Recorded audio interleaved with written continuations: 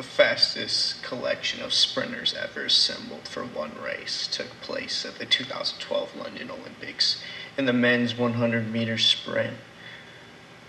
Okay, this is finally the recap. So Usain defended his '08 gold medal. Oh my God, I don't know where to start here. Let's just say he was focused the whole way. At least he didn't get cocky and start to chest pound like he did in '08 or like he does in a lot of his races. He couldn't really afford to do it with this collection of athletes.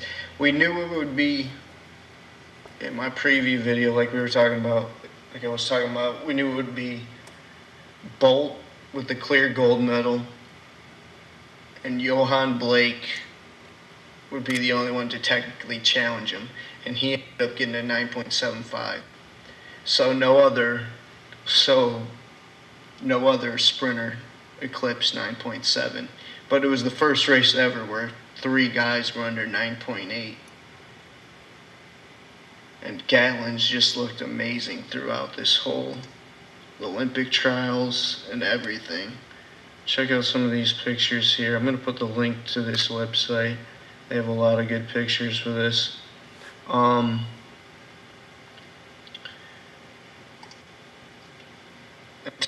Gay. We knew that the real race would be the bronze medal between Tyson Gay and Justin Gatlin. Justin Gatlin ran a better time than he did when he won his 2004 gold medal. And we all know, let's talk about the 2008 Olympics. In that race, Usain Bolt was so far ahead of everyone. It wasn't really that good of a field considering Tyson Gay didn't even make the final because of a hamstring injury. Justin Gatlin was suspended for doping, and Yohan Blake was only 19 years old. So in that time, in '08, '09, when Bolt was still in his early 20s in that flexibility prime, now he's 25, about to turn 26, he's still that much better than everyone else. And look at his face now. He's not celebrating like of course he went off and he went all rock starish, pointing to the crowd like he always does after he won it and everything. But Gatlin only won. It's amazing. Gatlin only won the bronze by 1/100th of a second, as close as it can be. And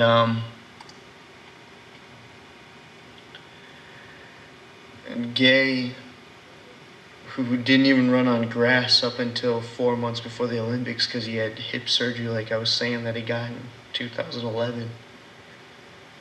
So that really set him back, but at least they all worked up and were all able, and there was no false starts. But there was one selfish, primitive reject out there who threw like a water bottle onto the court before the start. I don't know how selfish you could be. That was so immature, because Gatlin, Tyson Gay, who's never won an Olympic medal at all, they all worked their whole lives, 30 years, put so much work into this just for that moment right there. And someone has to throw a water bottle, almost ruin the whole thing. Not just the athletes that put in all the time, but all the spectators too. There was an estimated 2 billion people watching the race.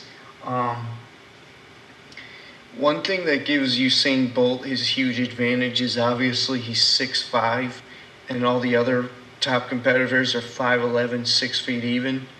So they're short and compact, which is pretty much perfect track speed. But Usain Bolt has that unique and special freak of nature ability of having the same quickness as those guys that are shorter, those guys that are 5'11", 6 feet. So he's got the speed of a 6-foot sprinter in a lengthier body.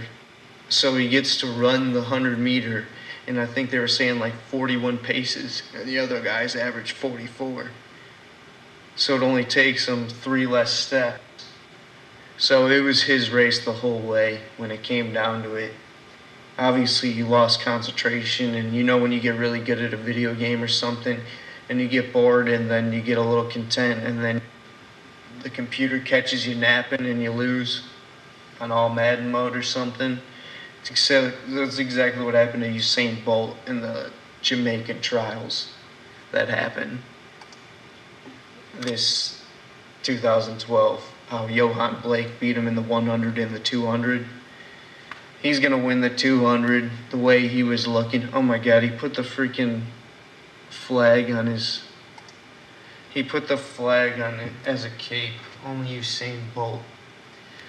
They say that the guy who won the 100-meter final from 1948 at the London Olympics was in attendance for this. He was 89 years old. Unbelievable. So yeah, the real race was the battle for bronze, because we knew it wouldn't be a photo finish for gold. Like I was saying in my predictions, I think I took Gay for bronze only because he's the only other person, he's the fastest person and second fastest person in the history of the world. He got 9.69, but you got to take into account that he had the hip surgery, and it's amazing for him to even make the final. So that just shows you how good he is.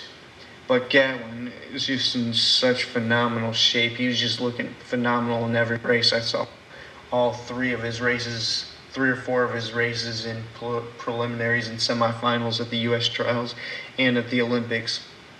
Unbelievable. Better than he was in 08 or 04, in Athens. What else should I say about this? Give credit for Yohan Blake. Obviously, he has a lot of natural ability, too. He's insane. It would have been, and Gatlin wants to improve and go on to Rio in 2016. And who knows if Gay's going to be possible to that. They're both 30 years old, because Gay's about to be 30 years old in a week now. So, but who knows? 34 is obviously ideal for a sprinter, and so he might not be able to complete for a medal at that time. But I don't have much else to say. But we knew it would be almost a photo finish for bronze between Gatlin and Gay, and what an amazing race. Unbelievable. I watched it like 6 times. Gatlin kind of hugged in too close on the line and had to even himself out. I think that might have cost him even a chance at silver. I don't think he would have got silver, but it would have made it even a little bit closer.